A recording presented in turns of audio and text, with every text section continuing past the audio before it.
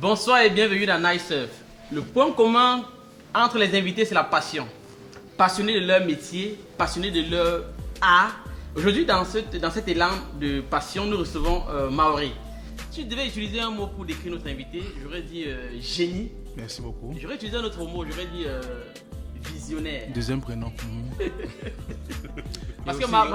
aussi beau garçon, il faut préciser. Oh, okay, BG. Parce que Maori était un humoriste et stand-upper, était un entrepreneur culturel. Je ne sais pas si j'ai oublié autre chose. Parfaitement. Le striptease aussi les week-ends. Hein? Ouais. C'est ça. Mais à part ça, oui, c'est ça. Et Donc, le humoriste, directeur général de YOLO TV. Voilà, c'est un média. En passant, il a vidéo. démissionné pour faire l'humour. Voilà. Mais en ce temps, j'arrive. Exactement. Donc, précis comme m'a régné dans toute la famille, m'a bloqué les statuts WhatsApp de mon père, les réunions familiales ne viennent pas, les deuils pareil, donc vraiment c'est ça. Recherche une nouvelle famille, donc si vraiment vous pouvez m'adopter comme cousin, je suis disponible. Donc, c'est ça. Merci Yannick de m'inviter. Et comme depuis un certain temps, on a aussi Patrick. Je rappelle que lui, il a payé pour être là, hein, parce que vraiment, c'est on ne trouve pas un endroit pour le laisser. c'est aussi le gars du corps du podcast. Oui, c'est important. Bonsoir Patrick. Bonsoir Yannick. Mais il fallait me dire, Yann, que gars, dress code c'est la veste, gars. Vous êtes très bien élégant et tout ça là. Moi, je viens comme ça là, je plie les chemises. Je suis Villouane de Tu es Dokochi. humoriste. On recommence le truc ci. Ça veut Tu es dire quoi? humoriste. Ça veut dire que tu n'as pas l'argent. Coupez ça au montage, s'il vous plaît, c'est une insulte. Et l'humour, c'est pas un métier structuré. Ah Nous, là on là. fait les métiers sérieux. Je suis choqué, je suis vraiment choqué. Voilà Patrick, nous faisons les métiers sérieux. Ah oui, effectivement, faisons des métiers très sérieux. Hein, parce que vraiment... Tous prennent la moto, hein, comme vous les voyez là. Ils sont là, ils disent que métier sérieux. Et ils bâchent son milieu. Revenons maintenant sur ton métier. Oui, Yannick. Qu'est-ce qui t'a fait choisir l'humour? L'humour, alors, pour être honnête avec toi, je te dirais que c'était pas la passion au départ, c'est parce qu'en fait, j'étais terriblement timide quand j'étais beaucoup plus jeune. Là, je te remonte à l'enfance, j'avais 9, 10 ans par là. J'avais tellement peur de parler aux gens. Là, on ne dirait pas, hein. Tellement peur de parler en classe. Et j'avais un père, bon, je ne suis pas militaire de profession. Donc, mon père nous théorisait, c'est-à-dire que c'est la vieille école, c'est un père limite militaire. Tu vois, on ne rit pas à la maison, c'est les cahiers, tâches ménagères, tout ça là. Donc, ce n'est pas que moment de dimanche, en famille, détente, on blague. Ah, vraiment, toi, c'est là, tu m'en fous. Non. Tu as étudié, tu fais quoi ici? Allez, monte. Donc, il y a d'abord ça. Et aussi, j'ai fait des établissements où il y avait les systèmes de snobisme, tu vois. Il faut marcher entre fils de bobo, toi, ton père, le chauffeur, tout ça, là, machin. Donc, j'étais ni à l'aise à la maison, ni à l'aise à l'école. Et donc, pour sociabiliser un peu, comme on aime souvent dire en psychologie, je me rendais compte en fait que quand je répétais les vannes que j'entendais dans les émissions télé françaises ou même camerounaises, hein, comme soit les Fingons, soit les Safaria ou encore les Guignons de l'info, ben ça plaisait en classe, je faisais rire les gens pendant les cours, donc j'étais un peu le troubleur, on s'intéressait à moi, j'étais drôle, et puis j'avais les gars parce que, fais-nous rire, tu vois. Donc à l'époque, je découvrais beaucoup les Guignons de l'info. Donc, il y avait les personnages de Saddam Hussein, Ben Laden, Jacques Chirac, Barthez. Donc, je découvre vraiment un univers qui me plaît beaucoup. Le rire, le divertissement, les séries comme les Friends, les sketchs des Camerounais aussi. Hein. Tandandang, humoriste camerounais, peut-être tu connais, Chop, Safaria, Fingon. Bref, je me rends compte que j'aime ça, j'aime rire, j'aime surtout faire rire. Et puis donc, je continue donc à me cultiver sur la chose avec l'humour américain, l'humour français, Go. À l'époque avec Kofi Gombo. Donc c'est comme ça que vraiment je tombe dans la marmite de l'humour par circonstance, il faut le dire. Et après donc je deviens complètement passionné. Et au final tu deviens au chômage. Non, pas Il a parlé des parents qui ne rient jamais. Et bon, ça interpelle les parents. Parce que j'avais demandé à un enfant un jour, est-ce qu'il a déjà vu son père rire? Je te jure que l'enfant a réfléchi. Il dit qu'attends, ça c'est une question. Il a réfléchi. Alors, je vais dire que... Pour me dire après qu'il n'a jamais vu son père. Est-ce qu'en tant que parent, on ne peut pas quitter, laisser l'humour. Est-ce qu'en tant que parent, toi tu es un parent qui rit beaucoup? Pourquoi tu penses que je suis parent d'abord? quand je suis parent. Après, pourquoi tu l'affiches comme ça? Je suis parent. Non, mais oui. Non, je ris. Mais je dois dire que mon père, peut-être dans le même père avec lui. Parce que c'était la même chose.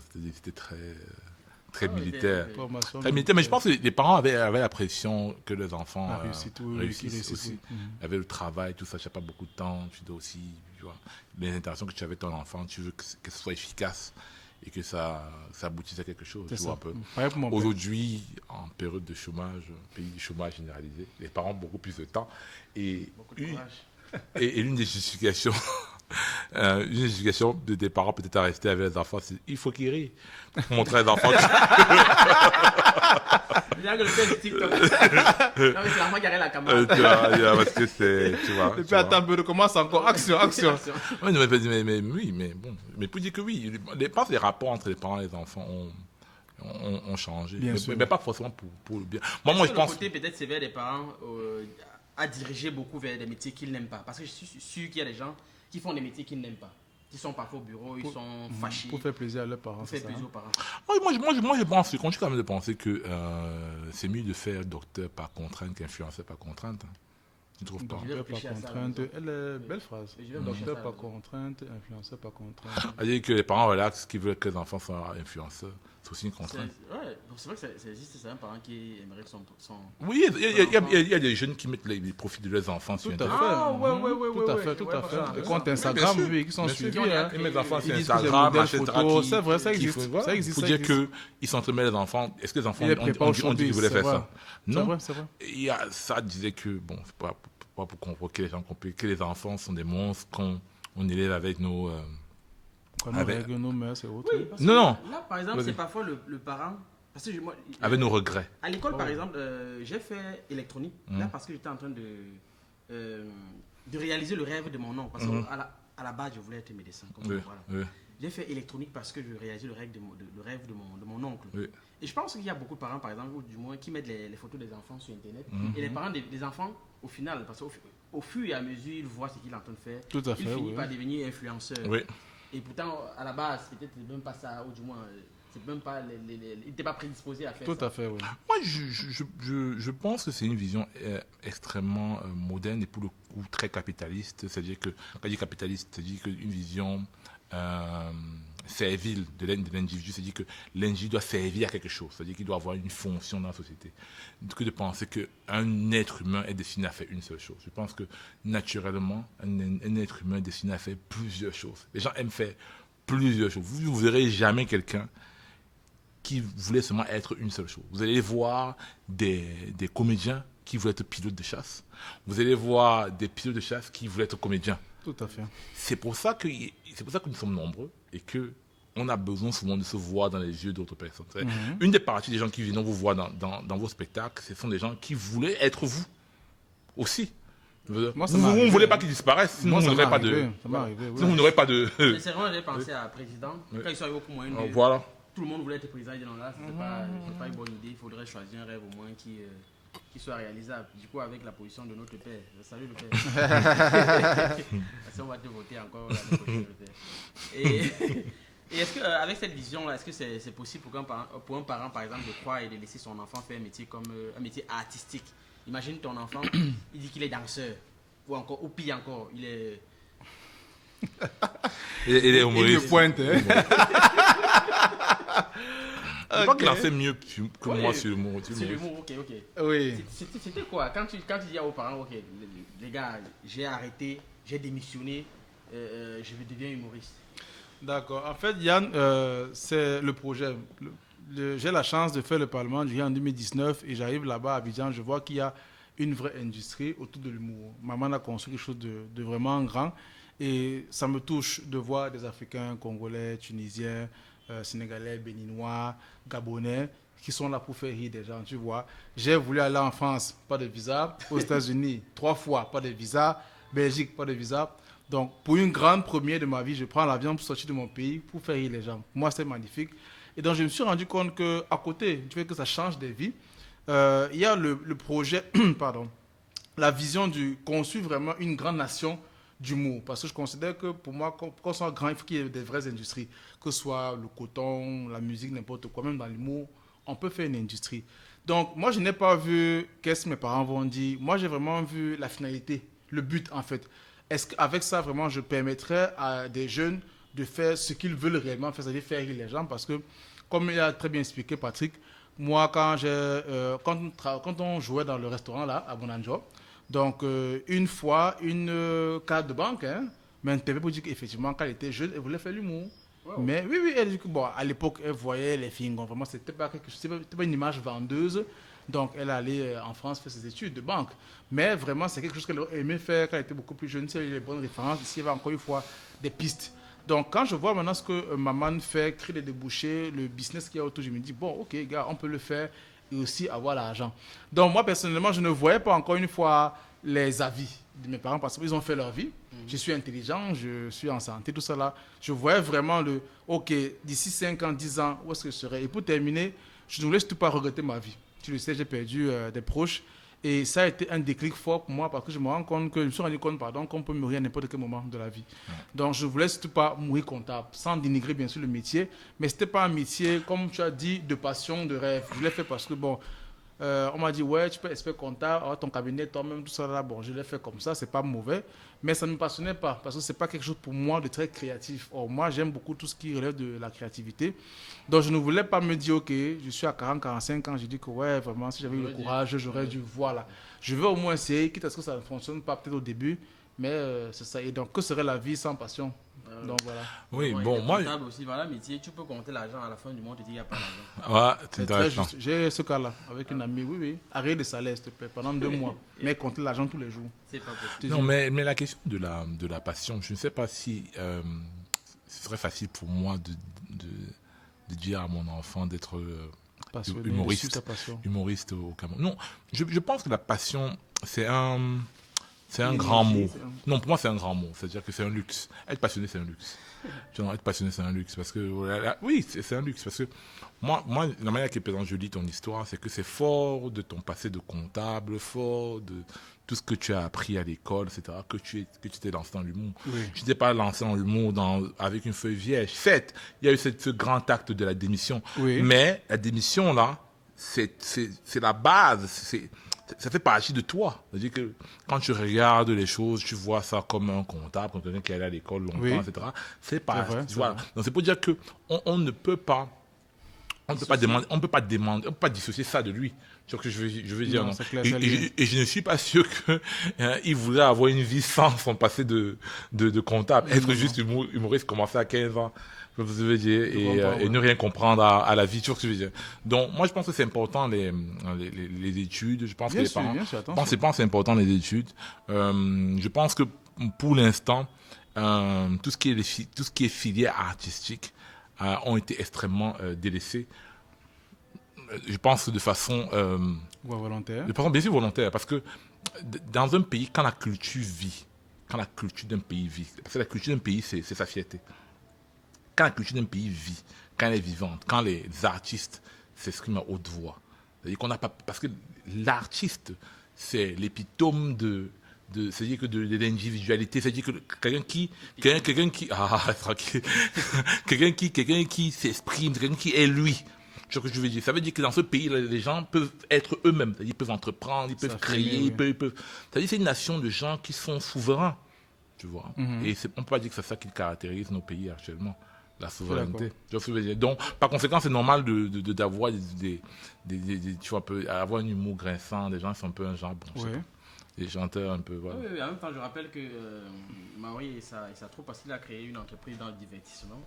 Et ils se sont lancés à pieds joints dans la découverte des talents. Et dans la promotion des humoristes camerounais. C'était une mission. Et je crois que la mission allait même dans le sens de l'Afrique, parce que Bien sûr. c'est une vision vraiment qui était pour l'Afrique. Panafricaine, oui. Et bon, jusqu'à présent, on ne sait pas vraiment jusqu'à quel niveau tu es arrivé. Si c'est arrêté avant le Sahara ou bien après. Alors, je considère qu'on est toujours en phase de lancement. Merci pour la question, Yannick. Effectivement, je le dis clairement, je considère que nous sommes dans une ère de totale médiocrité dans ce pays-ci. On a oublié un peu les fondamentaux. Comme tu l'as si bien dit, ça a été un peu abandonné. Et donc, les laissés pour compte, les touristes sont entrés dans l'art. Ils ont peut-être bricolé des choses qui ont parfois beaucoup plu. Et donc, c'est devenu des références. Donc, ça fait en sorte que maintenant, on ne sait plus vraiment ce que c'est que l'humour, ce que c'est que la comédie, ce que c'est que voilà. Et donc, tout le monde est plus ou moins humoriste à ses heures perdues. Par exemple, tu as cette vidéo qui est devenue virale. Voilà, merci pour le thème. d'un monsieur qu'on interview dans un marché. Il dit si au conditionnel, si Dieu le veut. Voilà. Après, il dit, après, il devient maintenant une fois humoriste. Je ne comprends pas. Mais attends un peu. Donc, c'est des gens comme ça qui, malheureusement, ont détruit un peu ce que c'est que vraiment être humoriste. Et donc, je voulais absolument montrer, ok, certes, l'humour, c'est les Jamel, bien sûr, on les connaît, mais il y a aussi des gens qui sont extrêmement talentueux. Qu'est-ce que tu en veux? Ça, tu tournes autour du pot, là. Moi, excusez-moi. Qu'est-ce que... Quel est le problème que tu as avec l'humour camerounais actuellement? Quels sont les problèmes? Arrêtons de tourner autour. Les problèmes, c'est quoi? Oui. On m'a dit que tu parles franchement, donc vas-y. On est préparé. Il faut encore l'eau, parce que vraiment... Alors, je vais essayer d'être bref, Patrick, puisque c'est l'une des raisons... Pas besoin d'être bref. J'ai accepté. On n'a pas de temps d'antenne ici. Donc, vas-y. Bon, pour moi, clairement, d'abord, c'est un manque de vision. Je considère que, pour moi, les Camerounais, en fait, ont oublié que faire rire, c'est un métier. Faire rire, pour moi aussi, c'est une vocation. C'est difficile, ça s'apprend. Il le sait, Yannick, je crois à Montréal, il y a l'école nationale de l'humour, je pense au Québec, voilà. Donc c'est pour dire qu'il y a aussi Maman qui a créé son académie de l'humour, ou en train de créer au Niger. Donc bref, ça existe des formations diplômantes en humour, donc ce n'est pas la blague, ce n'est pas le jeu. Donc ici, malheureusement, comme n'importe qui, excusez-moi, je parle comme je pense les choses, comme n'importe qui, du moins comme tout le monde est entré dans l'humour en faisant un peu les guignols, façon cancan, ça a terriblement tué l'image du métier. Et aussi sur le plan de la gestion artistique, on n'a pas eu vraiment des grands artistes qui transcendent un peu les choses, en dehors peut-être encore de Valérie Ndongo. Donc ça fait en sorte que maintenant, avec TikTok, c'est une grande catastrophe. On assiste maintenant à chacun plus ou moins humoriste, influenceur et autres pour avoir des petits contents pour manger, mais il n'y a pas de réelle vision. Et comme il n'y a pas de vision, on ne sait pas travailler ensemble parce que malheureusement aussi... C'est quoi la vision pour toi? Vraiment, c'est quoi? Qu'est-ce que tu dis qu'il n'y a pas de réelle vision? La vision, ce serait quoi? Ça devient un interrogateur de police. Oui, on va interroger quoi la police?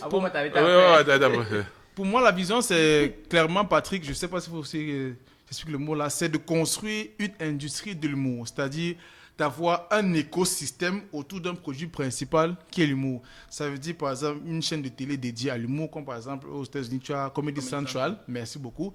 Tu as des émissions radio comiques, tu as des promoteurs culturels, tu as de la formation, tu as un comédie club comme Yannick gère, tu as des enseignants comme Dipita qui enseignent l'humour à l'université de Douala. Bref, c'est d'avoir encore une fois tout cet écosystème-là autour de l'humour qui permet à pas seulement les artistes, mais aussi tout ce qui est comme partie prenante d'exister. Moi, je vais dire, excuse-moi encore, hein, moi, je vais parler comme... Non, j'ai des problèmes, j'ai des problèmes. Non, moi, je vais parler, les gens vont dire qu'il n'y a pas l'eau.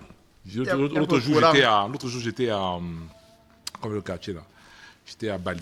Oui. Je pas Bali, j'étais parti faire un truc là-bas. Un bon médecin, et tu vois le quartier qui s'appelle Makea, les gens font des bains publics là-bas. C'est-à-dire que les femmes, il y a une seule fontaine, tout le monde vient se laver. Hein. Wow. Ah bon? Oui. À Douala, j'ai les vidéos. Oui, les gens se lavent à 12h. À 12h, les mamans, tout le monde se lave. Mais je te dis, à Douala, j'ai pris la vidéo. Choqué, donc, hein? dans un pays où on a encore ce type de problème, on a des problèmes d'électricité, on a des problèmes, etc. Quel est le rôle de l'humour? L'humour, c'est à quoi? Alors, c'est une vraie question. C'est-à-dire, l'humour, c'est à quoi? C'est-à-dire, on va dire que oui, machin, il y a une vision. Empêcher le suicide. Tu sais, problème. Tu penses au suicide, après tu vois un gars, non, je vais pas encore voir le gars, c'est demain. Il m'a vraiment fait rire aujourd'hui. C'est vrai, ça? Donc voilà, quel est le rôle de l'humour? Bien sûr, merci beaucoup, Patrick. Alors, je comprends très bien ce que tu dis, parce que là, tu apportes une dimension soit sociétale, soit politique et autres. Moi, je considère maintenant qu'il faut maintenant des artistes engagés à côté de ceux qui divertissent, parce que tu as beaucoup de Camerounais, et pas que, hein, dans le monde qui souffrent. Soit on n'a pas d'argent, soit, comme tu as dit, problème d'eau, courant, tout ce que tu veux.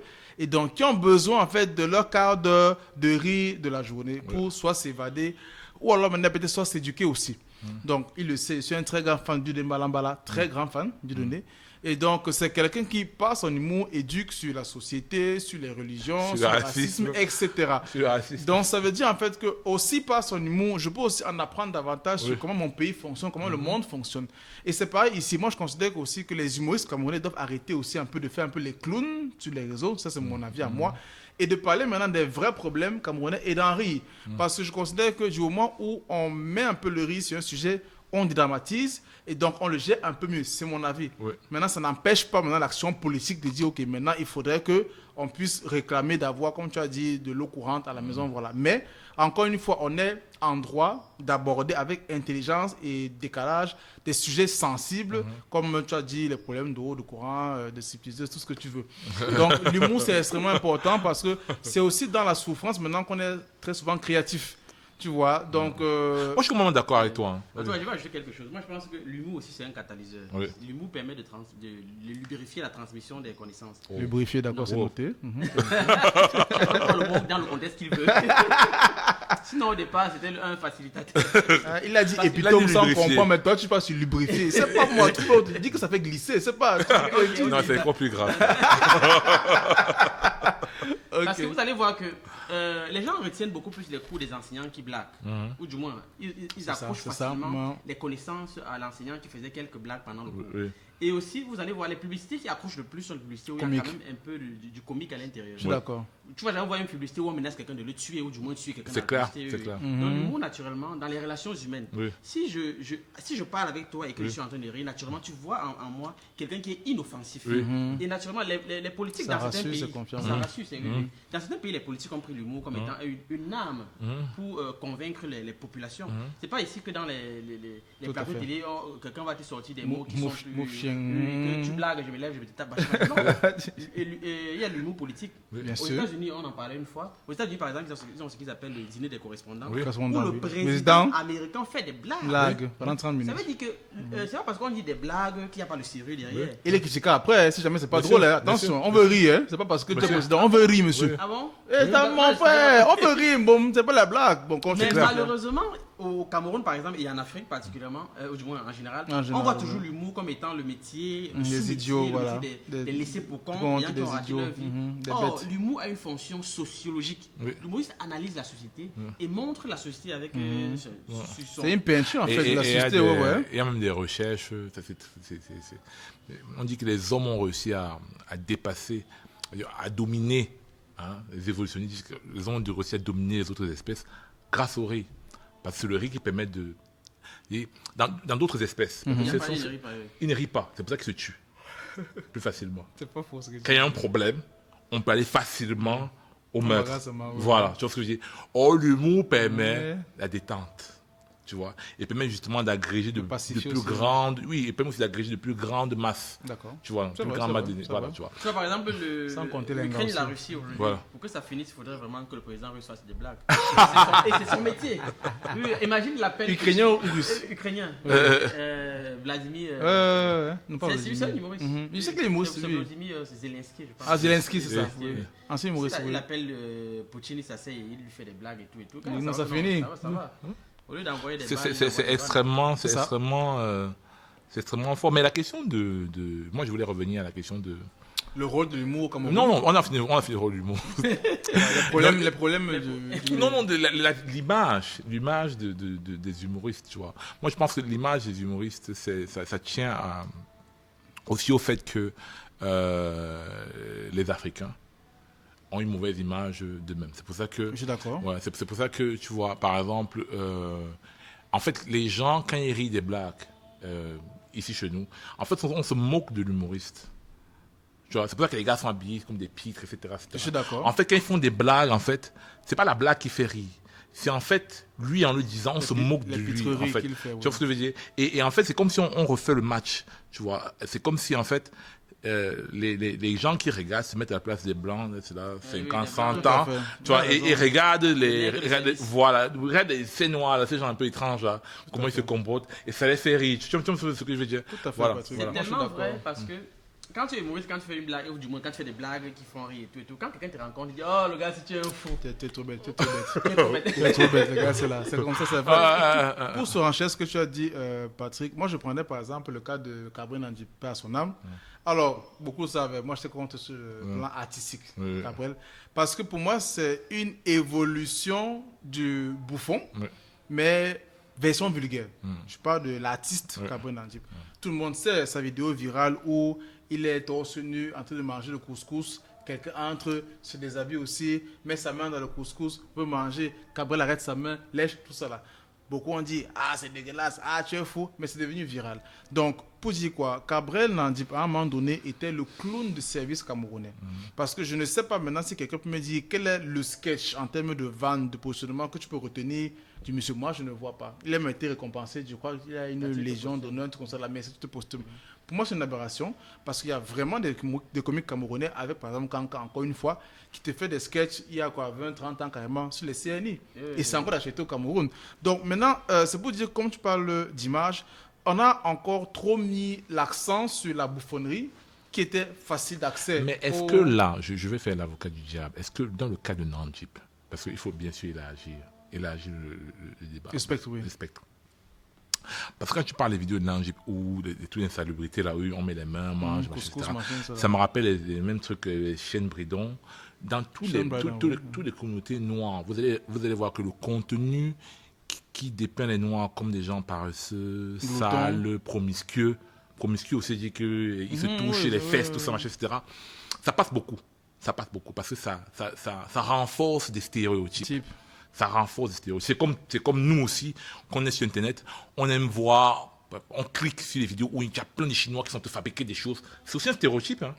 C'est aussi un stéréotype. Tu vois, c'est les Chinois informatiques, etc. Tu vois.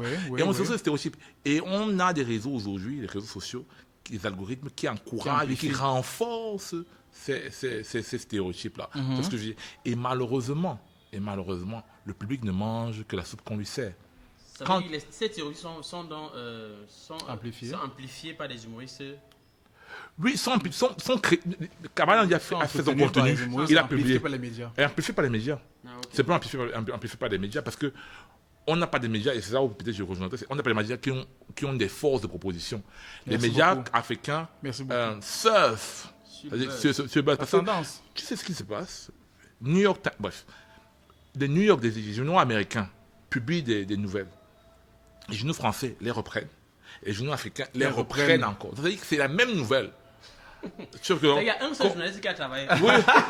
C'est vrai ce qu'il dit. Hein? C'est vrai ce qu'il dit. Tu vois ce que je dis? Parce que le monde est dominé comme ça. Est-ce qu'on a une force de proposition où on est capable de dire ok, voilà ce que nous on veut? Parce que les images, par exemple, l'image que Sean Bridon donne des Noirs, c'est une très mauvaise image. Tu vois, les gens qui font comme des clowns, qui sont des bêtes.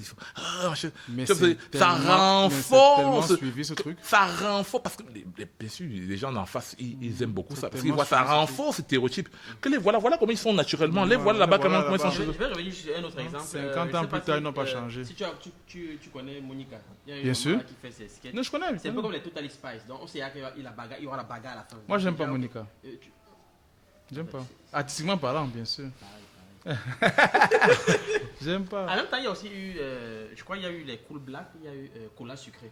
Je te jure que mes élèves de seconde, je crois que ça fait peut-être 3 ou 4 ans, ils disaient toujours, enfin, utilisaient les mots de ce gars. Je vais te caca comme un filon, je vais te gifler. Petit fatindem. Parce que justement, son comique, ou je sais pas si c'est son comique, était reposé sur ça.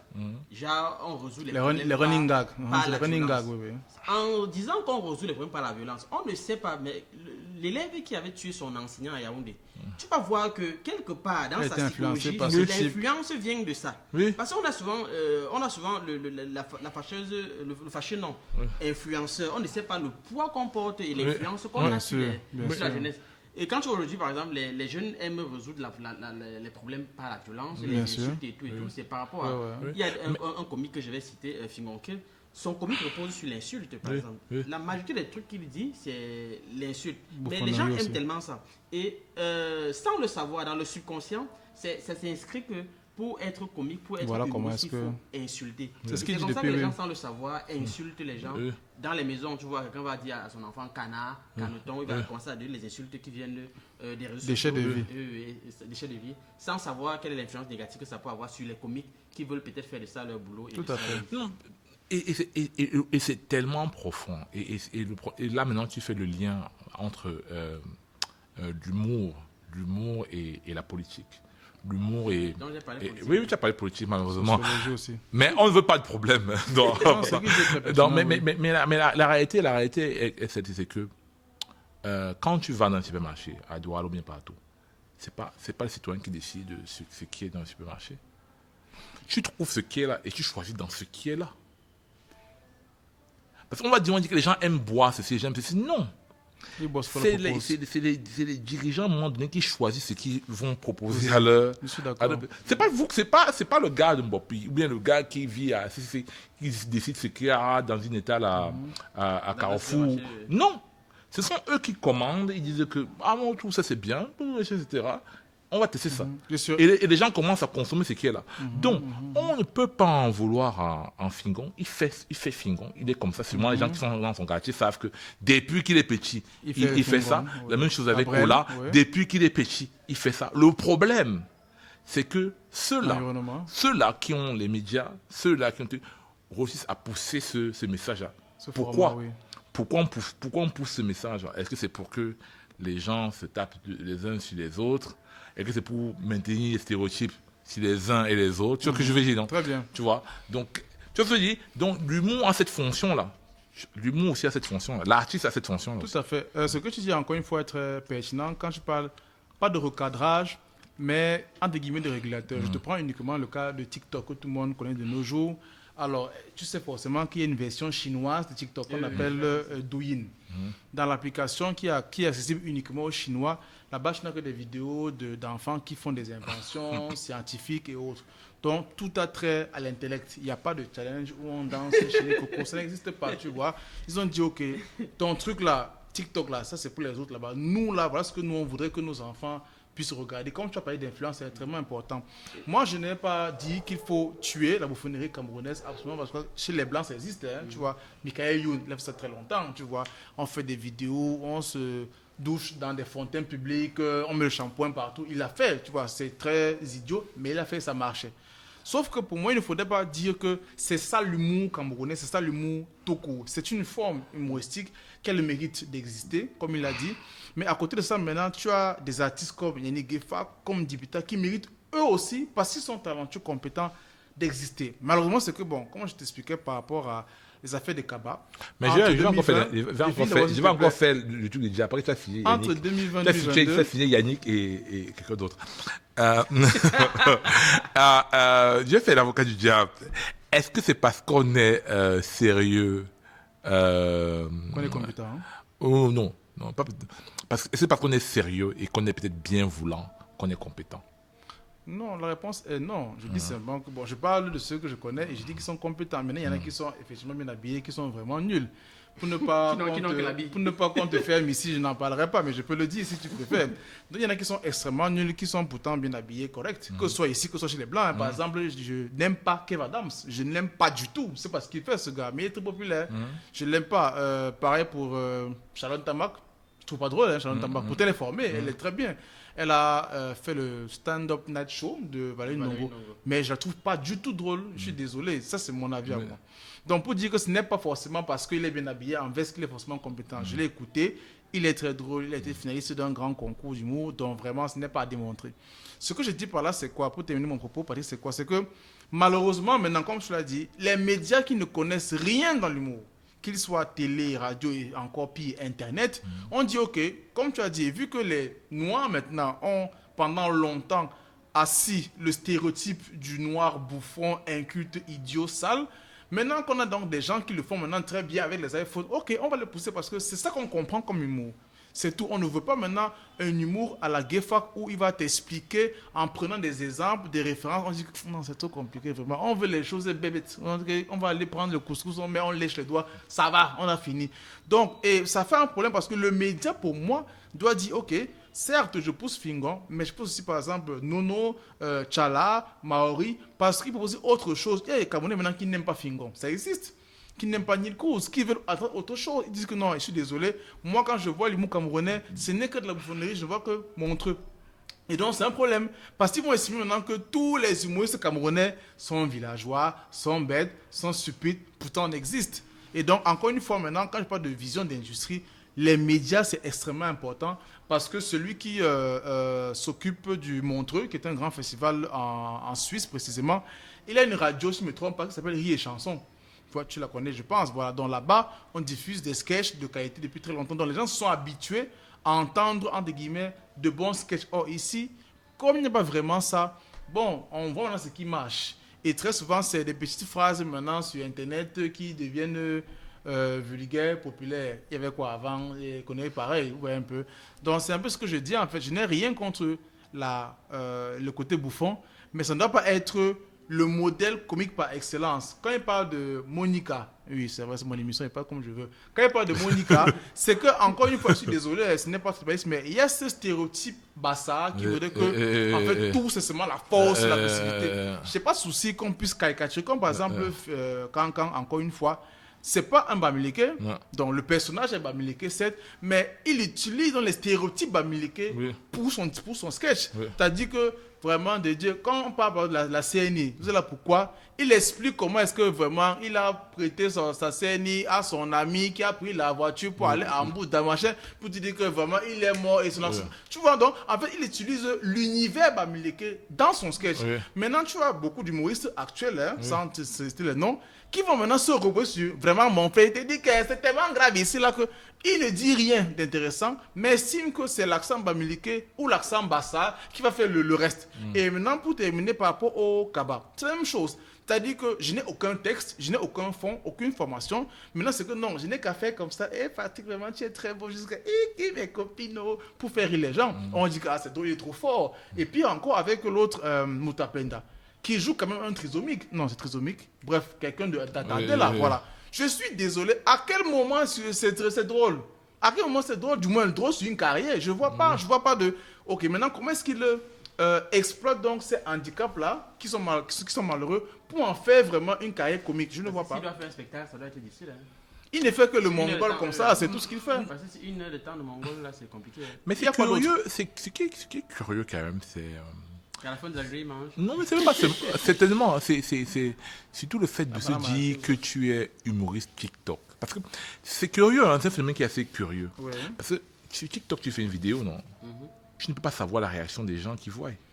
À part les commentaires, les likes, oui. Non, mais tu ne peux pas savoir la réaction des gens qui voient. C'est vrai, tu peux pas savoir. Ben, nous tous, nous savons que je peux t'envoyer un truc de souris en causant avec toi sur emoji, WhatsApp, un emoji de souris, mais je ne suis pas en train de sourire. Tout le monde sait ça, et tout le monde le fait. Tu vois ce que tu veux dire? Donc, parce que humoriste, ça veut dire qu'il y a une performance où on t'a vu toi en train de faire quelque chose et les gens en face rient. Oui. C'est pas sûr que... C'est pas parce que ta vidéo est populaire sur TikTok et qu'elle a peut-être des visées humoristiques qu'elle fait rire les gens. Tu vois ce que je veux dire? Peut-être si ce Moutapenda fait peut-être un show, il serait surpris des réactions des gens. Peut-être les gens seront en train de pleurer quand il va faire son truc. Non. Mais c'est vrai, puisqu'on ne sait pas. On ne sait pas pourquoi les gens regardent. Il y en a qui se posent la question. Oui, aussi les gens peuvent être regardés et dire que mais, le gars c'est sérieux dans son truc-ci. Il est vraiment trisomique. Et il est en train de regarder ça. Tu vois ce que je veux dire? C'est pas forcément la réaction qu'on croit. Tu vois, c'est pas forcément la réaction qu'on croit. Tu vois ce que je veux dire? Qui est de l'autre côté de l'écran. Tu vois, c'est ça qui est curieux avec TikTok. Tu fais une vidéo pour rire. Qu'est-ce qui dit que quand tu mets ton cabas, les gens rient? Qu'est-ce qui te dit? Beaucoup de gens regardent ça pour dire que merde. On envoyé encore la vidéo d'un petit là qui est en train de faire. Regarde ça, mais le gars, il fait quoi? Beaucoup de gens regardent ça pour ça. Hein. Et tu penses que tout le monde rit. Alors, c'est pas forcément tout le monde qui est en train de rire. Ou alors beaucoup se moquent, comme tu as dit. Beaucoup se moquent aussi, tu vois. Bah, tu penses que les gens sont que je suis humoriste? Non, peut-être pas. Et en même temps, je crois que c'est amplifié par ce qu'on appelle les journalistes culturels qui, entre guillemets, ne vont jamais dans les salles de spectacle. C'est vrai. Qui ne s'y connaissent pas en ce qui concerne l'humour. Parce que quand tu vas voir la grande chaîne Canal 2 avec la plus grande cérémonie des awards, qui est Canal d'Or, prendre une catégorie qu'on appelle humour. Et je crois que c'était web comédie. Non, c'était humoriste. Okay. Et mettre dans les humoristes, les web humoristes, et mettre les stand-uppers sur les humoristes de spectacle vivant. Ça n'a aucun sens. Et demander aux gens de voter ou encore de faire appel à un jury qui va juger les deux sur les mêmes critères. Je vais vous raconter une histoire. Vraiment, je suis un homme des anecdotes. Il y a un monsieur qui racontait une histoire. Il raconte l'histoire des voitures. Il dit que voilà un endroit où les gens vendaient des voitures. Les gens vendaient des voitures, tout le monde vendait des voitures. Mais maintenant, il s'est amené à un moment où des gars sont venus avec des voitures qui étaient gâtées dans le marché. Hein? Les gens avaient l'habitude de savoir que l'endroit-ci, il y a des voitures qui sont bonnes. Quelques gars sont infiltrés avec des voitures gâtées, mais bien peintes. Ils ont commencé à prendre des voitures. Et ils ont acheté une, deux. Ils étaient moins chers que les autres voitures qu'on vendait d'habitude. Les gens commençaient à acheter des voitures. Souvent, ça marchait. Souvent, ça ne marchait pas. Mais le mois commençait à aller chez les clients que, souvent là-bas, au lieu de 10 000, tu peux trouver des gars là, ils peuvent te vendre ça à 6 000. Du coup, ceux qui amenaient souvent les bonnes voitures, Ils se sont dit, ah, ça tient. Moi, j'ai jamais aimé une voiture maintenant encore sur ce marché-ci. Pourquoi? J'amène encore les bonnes voitures sur le marché-ci. Pourquoi? Ça me sert à quoi? Mieux, soit deux choses. Soit je rentre, soit je ne vends plus ici. Je reste avec ma voiture chez moi et fais mon taxi avec. Soit je viens chercher les voitures cassées. Je viens aussi mettre sur le marché. C'est comme ça que peu à peu, un jour, le marché est devenu complètement des voitures gâtées. L'hôtel Hyundai. Donc, Hashtag. C'est incroyable ça. C'est pas l'histoire là. Et voilà, et c'est comme ça que les voitures sont devenues complètement pourries. Tu vois ce que je veux dire, non? Et maintenant, ça profite à qui?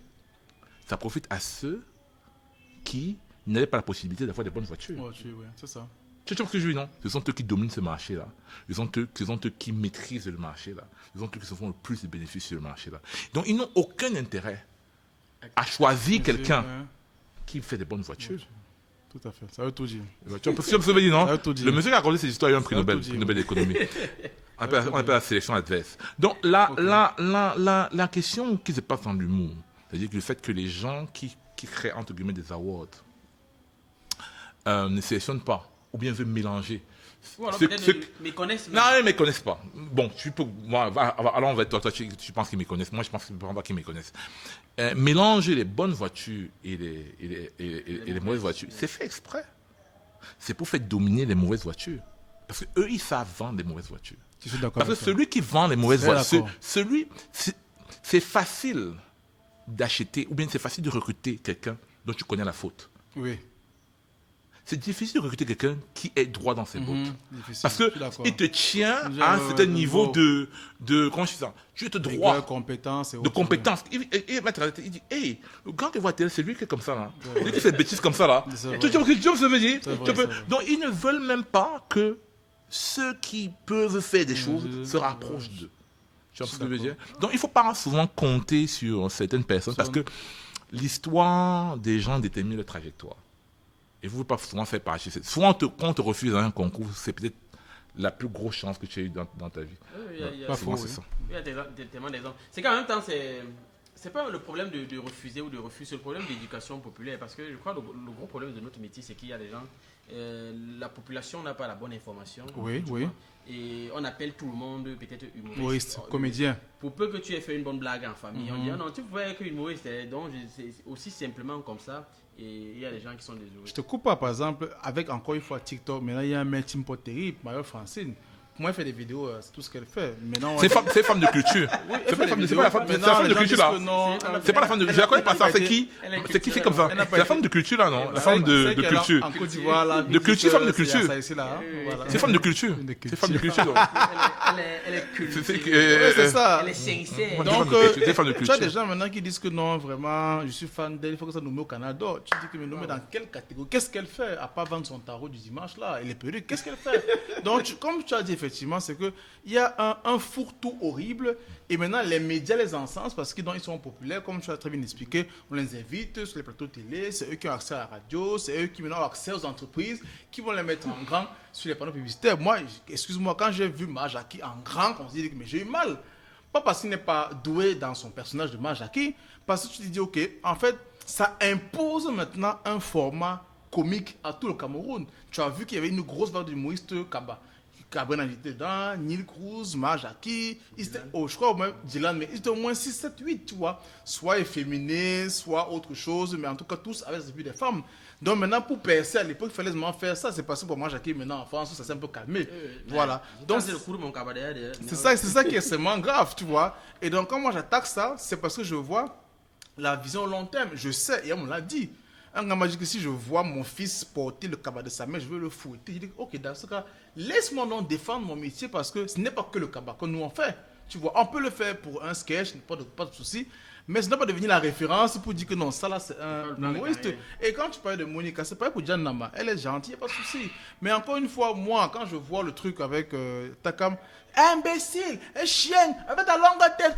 D'accord. Moi, ce qui me dérange, c'est que comme il a très bien expliqué Patrick, on est encore dans la surenchère des stéréotypes qui vont toujours réduire le noir comme Tagbo Claudia, voilà, la française là, toujours que le noir, la femme noire, les grosses fesses, elle sait danser, elle s'inspire, Elle est brute. elle a brute, voilà. Moi j'en ai un peu marre. Parce que quand tu as les anciens, comme les Essimi Minja, ils n'étaient pas comme ça, tu vois. C'était pas toujours des côtés, on va dire, sauvages comme étant en avant. Non, c'est que bon, on peut l'interpréter, mais encore une fois, il y a du raffinement, il y a de la profondeur, il y a un vrai message devant. Il n'y a pas que non, imbécile, chouane, mais ça fait ma tête comme toi là, avec ta tête. Je vais te poser une question, n'est-ce pas? Oui, Si vous posez une question.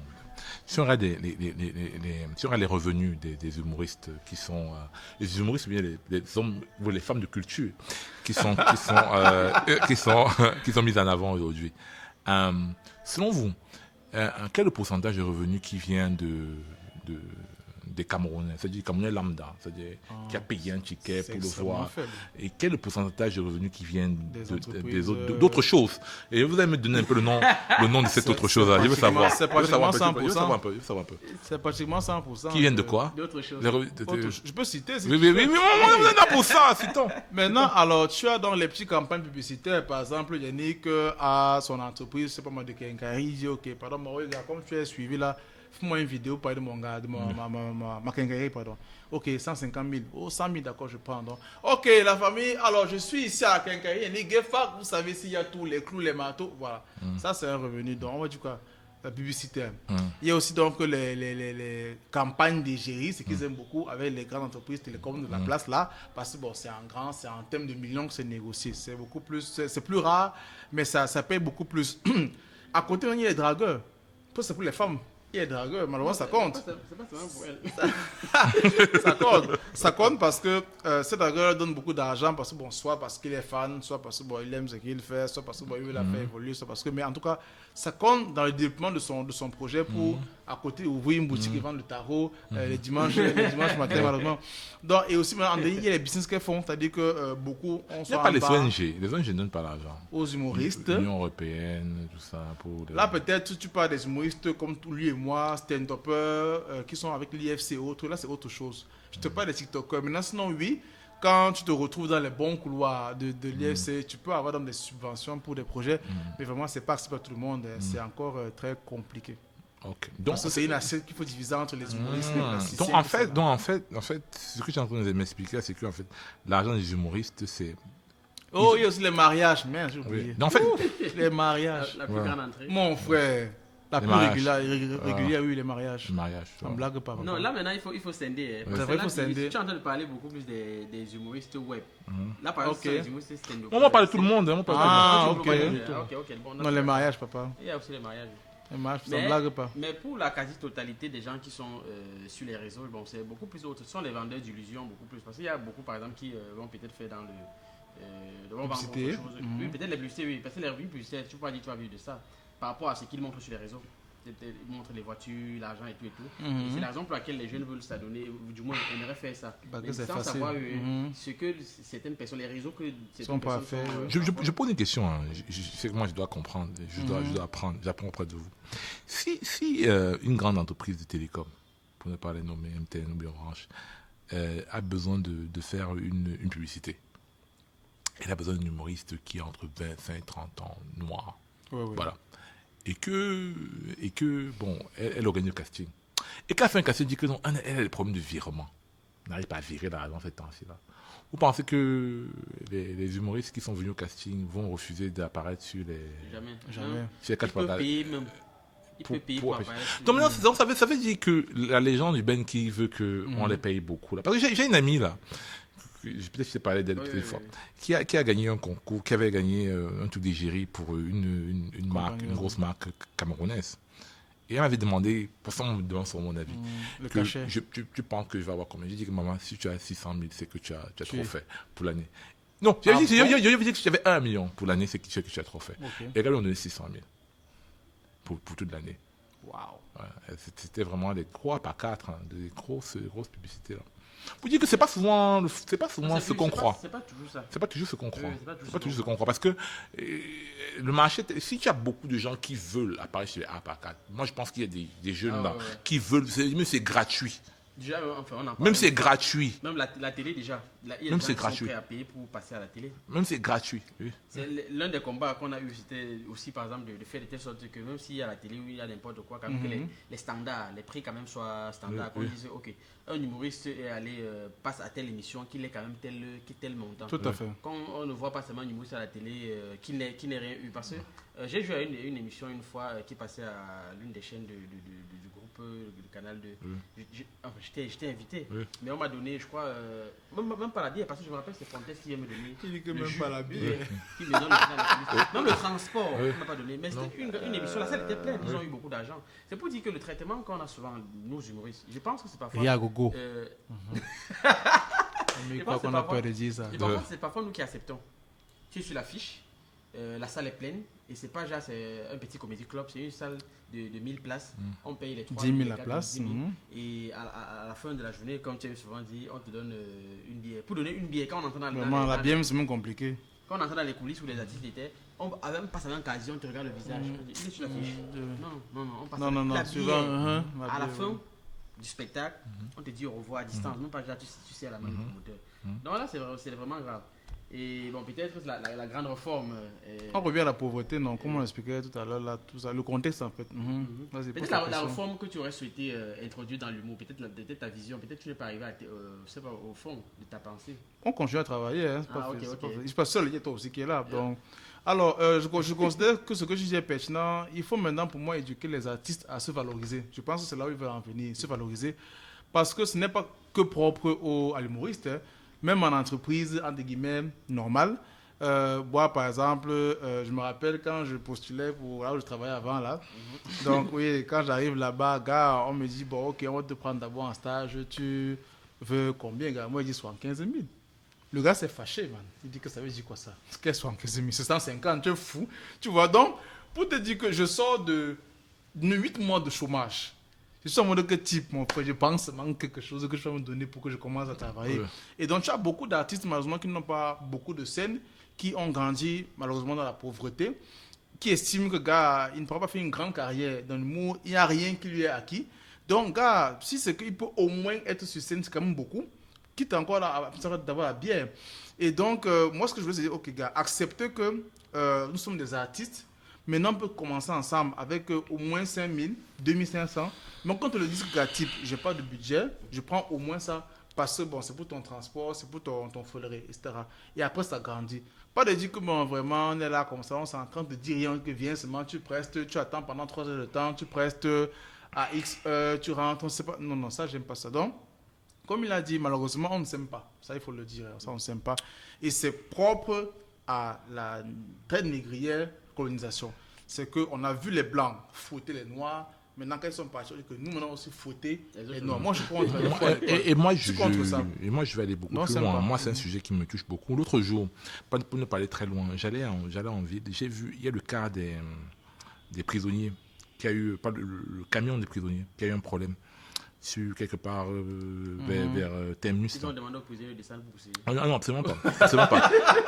Il faisait chaud. C'était Ouais, vers oui, ça chauffe, 12 un camion, heures. ça chauffe, oui. 12 heures, les camions en tôle. Oh, ouais, ça chauffe, Tu vois ça ce que je veux chauffe, dire? ça chauffe. Il faisait chaud. C'est-à-dire que tu as des gens, des êtres humains entassés Entassé dans là, un camion, un camion, ouais. fermé. Ouais. Fermé. Tu vois ce que je veux dire? Le camion est fermé. Tu vois ce que je veux dire? Et moi, il y avait quelques gardes un peu à l'extérieur, on les maintenait fermés. Tu vois, les gars suppliaient pour avoir un peu d'eau qui monte. Ouais, ouais, Je te dis, le niveau de traitement d'inhumanité dont on fait preuve les uns envers les autres lorsque quelqu'un est dans une situation de faiblesse, ce que je veux dire, que ce soit la pauvreté, que ce soit le manque d'informations, que tu arrives quelque part, tu as un manque d'informations, tu arrives dans un ministère, tu n'as pas d'informations, on te frappe directement. C'est le niveau d'inhumanité dont on fait preuve, tu vois ce que je veux dire. Je pense que ça devrait quand même faire honte. Parce que les colons sont partis depuis. Ils sont partis quand même, ça fait longtemps. C'est nous qui nous faisons ça entre nous. Je suis sûr que tu veux dire. Bien même. C'est-à-dire que je veux dire, tu peux arriver à une situation où tu n'as pas d'argent. Mais même dans le traitement de la personne, lorsque tu n'as pas d'argent, la personne peut sentir que la personne aussi, quand même, elle fait des efforts pour moi. Bien sûr. Tu sais que je veux dire, donc, que si quelque chose se passe bien, elle va m'appeler. On peut avoir des rapports qui sont cordiaux. Mais on a perdu cette cette cordialité-là, ce savoir être les humanisme. uns Ce humanisme. envers les autres. Tu vois ce que je veux dire? C'est-à-dire, dès qu'on voit qu'on peut exploiter quelqu'un, Oui, on l'exploite. On exploite à fond. C'est fort. À fond. Après, on Tu vois ce jette. que je veux dire? C'est-à-dire, si on voit qu'un gars souffre trop, machin, etc., si on peut me le faire travailler 4 mois sans Dans salaire, tous les milieux, bah, on oui, le oui, fait. oui. Oui. On le fait. C'est dans tous les domaines. On le Tout, fait. tout, On le partout, fait. partout, On le partout. fait. On le fait. Quel a été ton plus gros cachet, par exemple, dans le monde de l'humour? 550 000. Ah, j'espère que le monde... Tu m'as demandé pour moi. C'était en 2019. Mais il y en a qui ont bien plus. Attention, ça c'est pour moi, mais il y en a qui ont touché. peut grand beaucoup cachet. plus. Non, justement, c'est pour revenir à ce que tu parlais de la pauvreté, parce qu'il y a beaucoup qui ne savent pas évaluer. Ok, ton plus grand cachet. En tant que quoi? Humoriste, En tant influenceur, qu'humoriste, On nous dit... En tant qu'humoriste, chroniqueur. humoriste, bien sûr. On est dans l'humour. Alors, Mon plus grand cachet, effectivement, c'est, voilà. Conduire l'émission. bah, je dis, Ouais, je pense que c'est important parce que la dernière fois, j'ai discuté avec les jeunes du Kamel Comedy Club. Je disais que ok, c'est important que les anciens partagent leur expérience. bien Parce sûr, que bien parfois, sûr. il y a des gens qui veulent donner un prix, mais ils ont peur. Ils ont peur. Je me rappelle, il y a un petit qui m'a demandé, quand on lui demande quel est le cachet qu'on va lui donner pour un mariage. J'ai dit, ok, toi tu t'évalues à combien? Combien? Oui, tu vaux combien? Lui dit qu'il pense que même 10 000 c'est bon. Ah, Parce qu'on a coco, dit là, il y a 10 minutes. Il donne 1000 francs la minute. 1000 ok. francs la minute. Justement, je voulais revenir à ça parce qu'il dit non, tu es dans le milieu, ça fait peut-être un an. Va d'ici 100 000. Il me dit, grand frère, 10 000 la minute. Parce que le gars est étonné Mais que que- merde. Donc on peut gagner 10 000 la la minute. minute. Non, non, non, Fois on va 10. pas accepter, on va pas accepter. Je lui dis que Ok. si la personne la marie, parce que la mariée elle dit qu'elle veut le petit, Ok. ça veut dire qu'il est déjà en position de force. Force. Un élément déjà que tu peux discuter avec, ok, on te veut, ça veut dire que... L'offre la demande, c'est Mais, comme ça. ouais, essaye de discuter par rapport à ça. Le gars était dépassé comme elle. Hum. C'est où Stéphane lui dit, mais moi je demande 500 000. Le petit n'a même plus parlé. Ah, donc, je crée à 100 000, donc tu es fois 5. Là, moi, je serais pas d'accord. Peut-être parce que je suis souvent un peu de l'autre côté. Les gens qui te commentent, peut-être humoristes, peut-être parce que je sais pas. Mais plus sérieusement, tu peux. Moi, je pense que, dans la carrière d'un individu, il y a trois phases. Tu vois, il y a la phase où tu apprends le métier. Il y a la phase où tu apprends du maître. Et il y a la phase où tu apprends des collègues. Et c'est au bout des 3 phases que tu commences à encaisser l'argent. Moi, c'est ce que je pense. Hein. Moi, c'est ce que j'ai toujours. Et si tu sautes une phase, tu vas toujours revenir. Combler le vide. Je suis pas d'accord. Vas-y. Moi, je veux On dire. apprend tout le temps. Et de deux, bon, là, on parle quand même d'un artiste. Attends, qui j'arrive. est Je demandé, vais qui est arriver. affirmé aussi, Non, hein, non, qui je est vais pas arriver. Je vais arriver. Moi, je parle de ça parce que c'est une conversation qui est transversale. De tous les métiers d'art. Parce que l'art, effectivement, je dis souvent aux gens, c'est comme pêcher. Donner le prix de l'art, non, c'est comme quand on vient de récupérer le poisson du vouri. Les pêcheurs se placent et disent que ça vaut combien. Bien. Bonne question. C'est ça la question terrible avec l'art. C'est-à-dire que poisson, c'est là, ce c'est combien poisson, qu'ils quand vendent on vient ça? sortir le frais. poisson peut-être c'est même tombé là. Mais le poisson est là, les Là, gens veulent. c'est Ça coûte combien? Bien. Tu vois, donc, il faut maintenant se poser la question, je vends à combien? Tu vois ce que je veux dire? Donc, il y a plusieurs approches. Quelqu'un qui va dire que, bon, Le prix du moi je vais marché. vendre de façon progressive. Je vends en bas, je vois comment les clients se comportent, et si puis demain, j'augmente. j'augmente. Tu vois, le président va dire que, peut-être je vais rater ma chance. Le prix du marché. Je vends Comme le voisin. haut. Je vends haut si je vois un gars, je vois qu'il sort d'une belle voiture, machin, etc. Je vends haut. Quitte à ce qu'il ne revienne plus. Mais j'ai quand même encaissé Mon argent. mon argent. Quelqu'un va dire que moi j'ai mon prix défini dans ma tête depuis que le prix que j'ai rêvé hier. Je veux le prix là. Terminé. S'il ne me donne pas ça, moi, mon poisson reste avec moi, quitte à ce que je le mange. Il y a plusieurs approches, c'est ce que je veux dire. Maintenant, chacun doit choisir l'approche qu'elle a. Mais seulement ce que je veux dire, c'est quoi? C'est que la question des prix, Du pricing. la question du pricing, tu vois ce que je veux dire.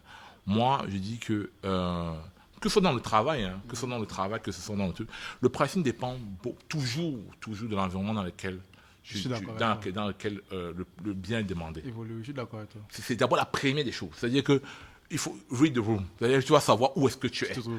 Si on t'invite pour faire un sketch à Makéa, je commence pas à demander que 100 000. comme si tu veux dire, comme tu veux, voilà. Tu risques peut-être mettre les gens mal à l'aise que si. Non, l'idée première c'est de savoir déjà, parce que bon, c'est pas déjà tout dit directement. C'est la 100 000, valeur. C'est déjà savoir que ok, tu peux valoir 100 000. Ah, bien Et sûr. aussi maintenant, c'est progressif la discussion. Si tu peux pas directement dire que je veux 100 000, la personne va pas certainement te prendre au sérieux. Mais il y a une démarche. tu peux demander par exemple certaines informations sur la personne. Parce que pour montrer que, ok, ce que je veux faire pour toi, c'est un service de qualité. Je fais uniquement ça pour toi, je ne fais pas. C'est pas le même sketch que je veux faire ailleurs. En prenant les informations sur la personne, en prenant les informations sur la salle, le lieu, le jour. Donc, il y a des informations que tu prends. C'est un peu comme un diagnostic que tu fais à l'hôpital. Mais, C'est pas mais tu as dit un mot qui m'a un peu Choqué. Non, pas choqué, absolument pas. Il ne peut pas me choquer. qui m'a interrogé. Tu as dit que pour savoir ce que tu dois valoir. Le problème avec ça, peut-être tu me poseras une question. Je te pose la question. Est-ce que si aujourd'hui, n'est-ce pas, on te prend une minute à 500 000, tu vaux les 500 000, n'est-ce pas? Mais si après, tu as un problème, ton truc peut-être ne passe plus, et que maintenant on te prend la minute à 5 000, ça veut dire que tu vaux 5 000, ou bien est-ce que tu... Non, si on te prend la minute à 5 000, ça veut dire que tu vaux maintenant 5 000, mais ça veut dire que tu vaux 50 francs. Je pense que Ça veut dire que tu vaux 100. de la carrière de chacun, il y a les niveaux bas, les niveaux hauts, les niveaux moyens et les niveaux bas. Je prends l'exemple de Major AC qui, à un moment donné, était booké à minimum 250 000. Aujourd'hui, à 5 000, tu peux l'avoir. Oui, parce que bon, il n'est plus au top. Il sait déjà qu'il est en train de partir au garage. Et je pense que ça répond largement à la question. Aujourd'hui, les gens qui sont par exemple au top de leur carrière, les Takam par exemple, qui est un peu de partout et tout, il est sollicité un peu de partout, il est sur les affiches, il fait les publicités, il est nommé dans toutes les grandes cérémonies d'award et tout. Ça veut dire que c'est l'humoriste entre guillemets Qui a la côte, oui. qui a la côte, qui a la grande côte. Ça veut dire qu'il vaut aussi cher que sa sollicitation. Lui, c'est qu'en gros, il veut te faire comprendre que tu as plus ou moins tort de vouloir imposer tel montant sans prendre en compte l'environnement camerounais et autres. En fait, je pense que le débat n'est pas similaire parce que lui veut dire, ok, tu as vraiment les humoristes qui tellement sont habitués à se débrouiller, à jongler, que pour eux, 10 000, ça va. Toi, maintenant, tu dis que, ok, c'est vrai que, bon, tu as ta valeur, oui, mais prends en compte le fait que tu as l'environnement. Sauf que, gars, moi, je prends le cas sur l'iPhone, gars. Quand les iPhones sont importés ici, les gars savent que c'est extrêmement cher, mais ils ne peuvent pas t'acheter. On a vraiment des gens qui prennent la moto, mais pas acheter la... Parce que c'est que la valeur du produit, c'est ça, et j'achète. Donc, il faut se comprendre aussi, quand je parle de pricing, c'est la valeur perçue, la valeur intrinsèque, ça, tu la connais bien comme moi. C'est que, même si peut-être tu as des gens qui, tu les vois là-bas, ils jonglent, s'il faut se marier, ils te sortent facilement 10 bateaux, ou un deuil même, tu connais bien, tu les vois jongler, mais quand c'est le deuil, mon type, non mais ne blaguez pas, non, là on sort. Donc c'est pour dire qu'à un moment donné, il faut maintenant par le pricing, forcer les Camerounais à respecter ce métier, parce qu'ils savent que nous sommes des crevards, nous sommes des laissés pour compte, nous sommes des idiots, et qu'on ne mérite pas ces montants-là. On dit, ok, bon, si tu veux, c'est mon prix. Tu ne veux pas, tu laisses. Mais bon, comme généralement, on nous impose, ils vont payer, ils payent. Là, par exemple, ce qui dérange, c'est que tu vas voir, on va louer la salle pour un mariage. Je prends l'exemple du mariage. On va louer la salle. La boisson, la nourriture, les robes, la artistes, déco. Bon, quand il dit artiste, je parle des Le musiciens. MC. Parce que nous, on ne nous considère pas comme artistes. On va payer le MC, on va payer tout le monde. La Mais déco, quand oui. il s'agit de l'humoriste, on va dire que non, ouais, papa, Vraiment, comme tu vois, c'est compliqué. tu auras la visibilité. Tu vois, oui. Après, tu vas manger. On va te On faroter. va te donner 2 billets. Et puis encore, on va te faroter. Là, c'est pas un élément. Et justement, c'est qu'on veut faire comprendre à ceux qui sont derrière nous, à nos cadets, que non, il ne faudrait pas mettre ça en avant, le fait qu'on va te faroter. Faroter, ok. Tu peux arriver, on ne te farote pas. C'est un bonus. Voilà, c'est ça. Et maintenant, si tu veux vivre de ça, il faudrait qu'au préalable, en quittant de chez toi, parce que les gens doivent manger à la maison, tu dois payer ton loyer. En quittant de chez toi, tu dois savoir que, ok, j'ai un cachet. Je ne peux pas travailler mon cachet. Maintenant, parce que s'il a son cachet, ça réduit le fait qu'en arrivant là-bas, il va aller faire les ramassages d'argent qu'ils font là. ouais. Je pose une question maintenant. C'est quoi la vocation? Qu'est-ce que ça veut dire? C'est pas une question, c'est pour te piéger. Le thème, C'est pas c'est la question, non. c'est pas dit. Non, je pose une question, non. La vocation, c'est quoi? Qu'est-ce que ça veut dire vocation? Pas de l'artiste. Le thème, non, un thème en général, parlons généralement. Ok. C'est quoi la vocation?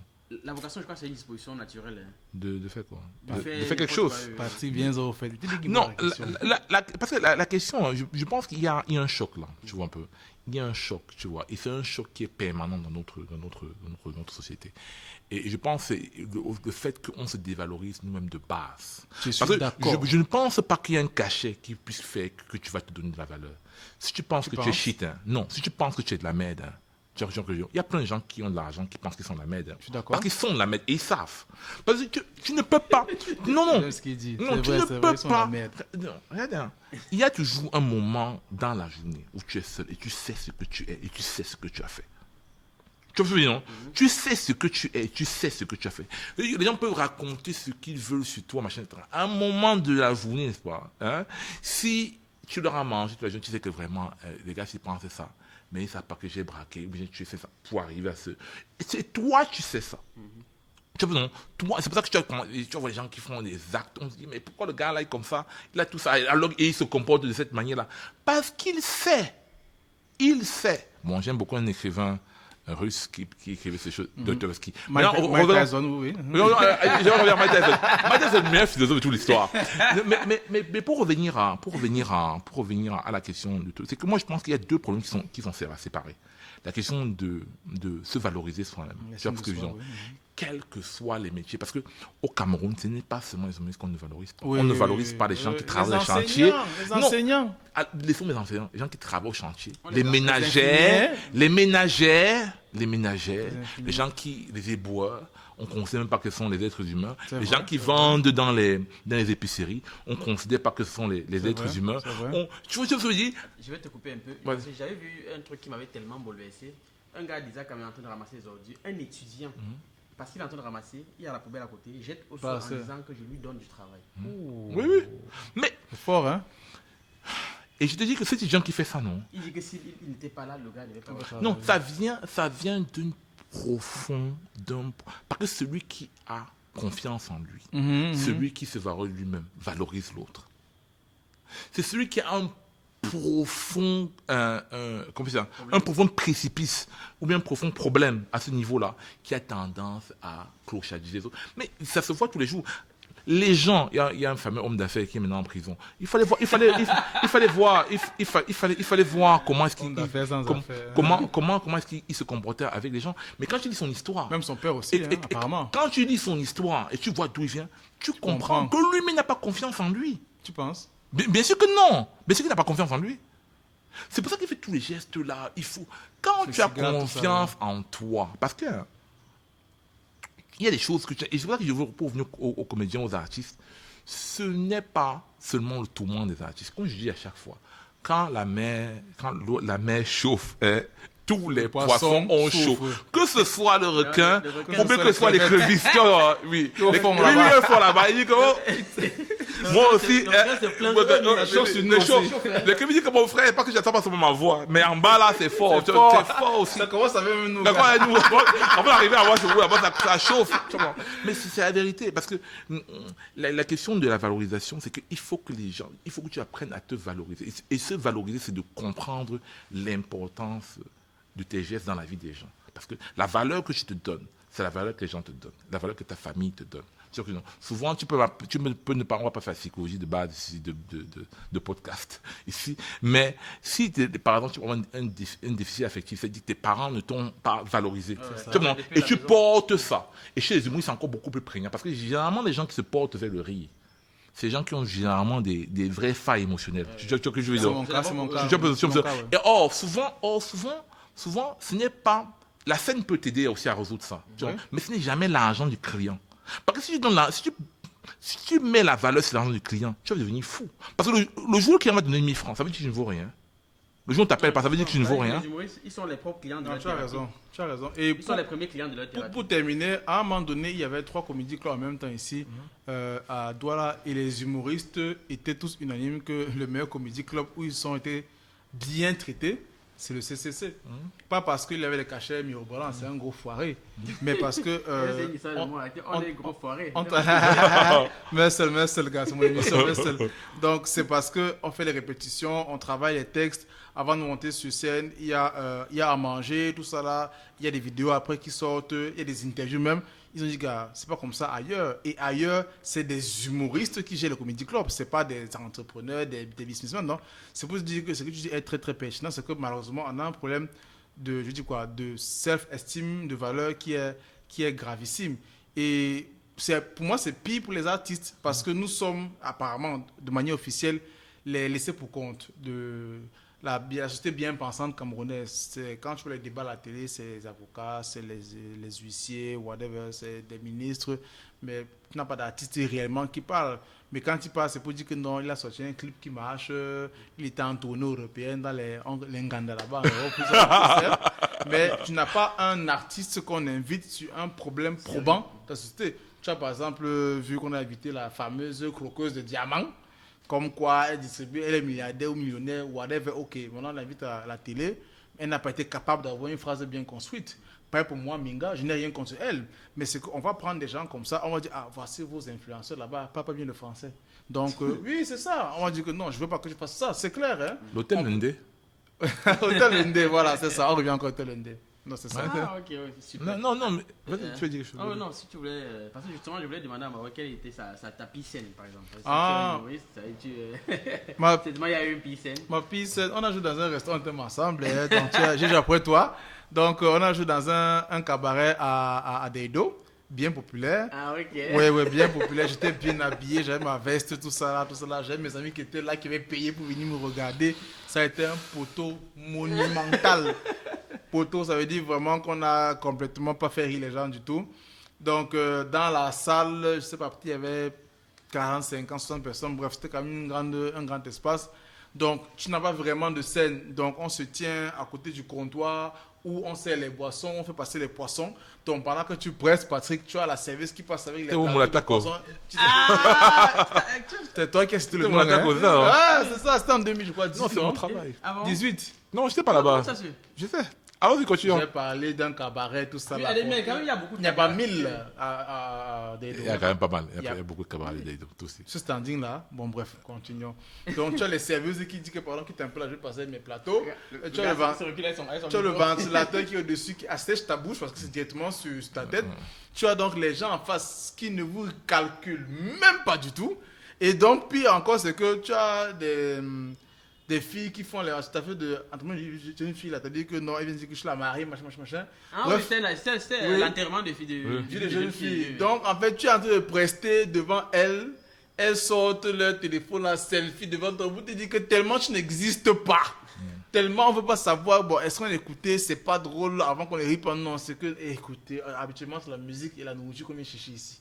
Dans l'humour là, pourtant on dit que tu es bien habillé, hein, mais qu'est-ce que tu fais là-bas debout? Ouais, vraiment, si, on est maigre. Puis après son passage, donc, c'est ça. Il attend mon passage, il écoute, personne n'arrive, après il dit, personne n'arrive sur pour faire ça, c'est bon. Ouais,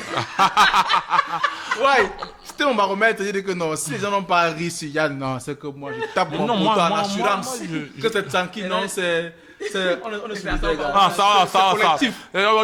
Tout ça sous moi. Tu vois, c'est comme en classe. C'est comme en classe, on dit que non, bête, tu es chaud comme moi, ça passe. Mon fils est comme un 7, mais tout le monde a échoué. Tout le monde a échoué. Tout le monde a échoué. Il n'y a pas pour tout échoué. Papa, tout le monde a échoué en classe, vraiment. Tu as assisté à un spectacle où tu as mal pour l'artiste. Ouais, ça. Donc il te regarde, tu baisses le regard que non, pas moi.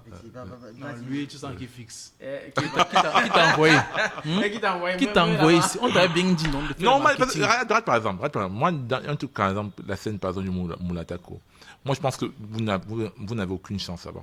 Non, c'est clair. Non, pas parce que vous ne faites pas rire, mais parce que vous avez des compétitions invisibles.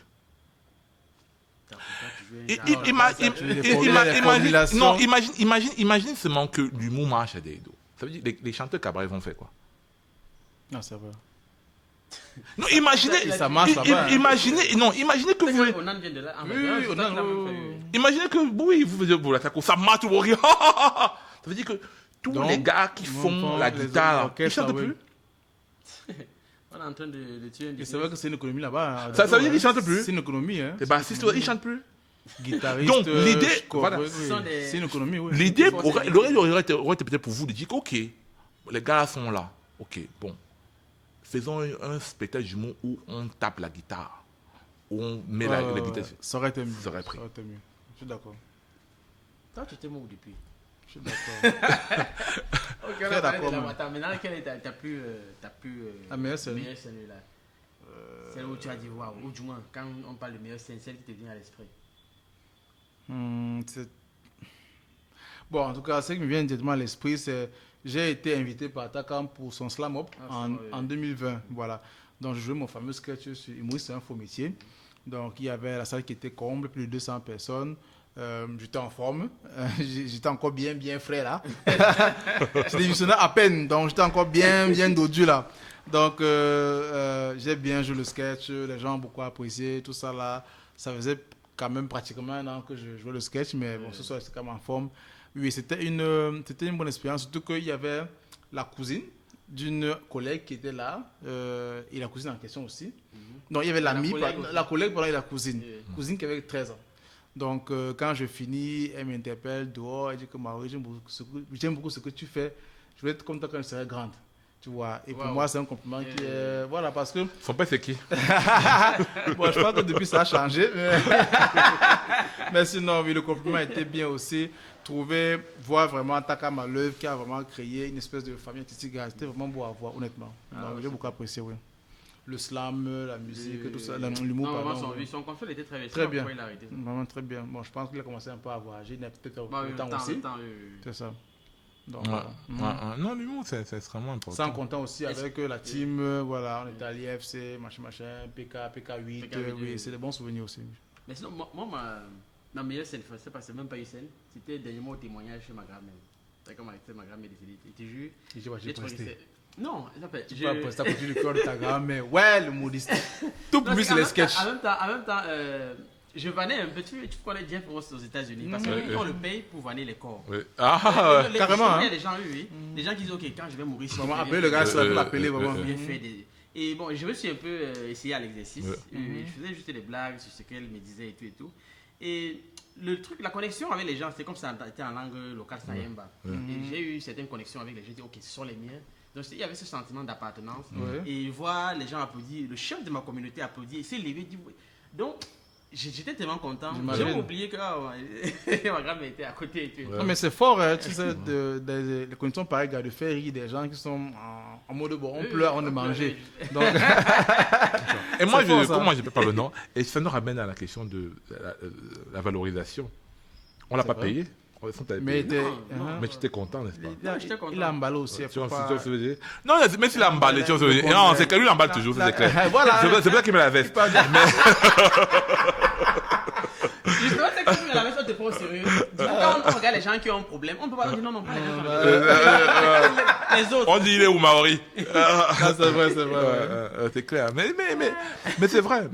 Ne pas dire que. Mais ça pas dire pourtant que tu ne vas vivre que de la valorisation. Non, absolument pas. Mais je tiens à souligner. Non, à souligner et à remettre la question de la vocation. C'est extrêmement important qu'on fasse, qu'on désapprenne aux jeunes. Parce qu'aujourd'hui, on a fait croire aux gens que avant le capital, il y a le capital. Qu'avant le capital, il y a le capital. Et avant le capital, qui était avant le capital, il y avait encore le capital.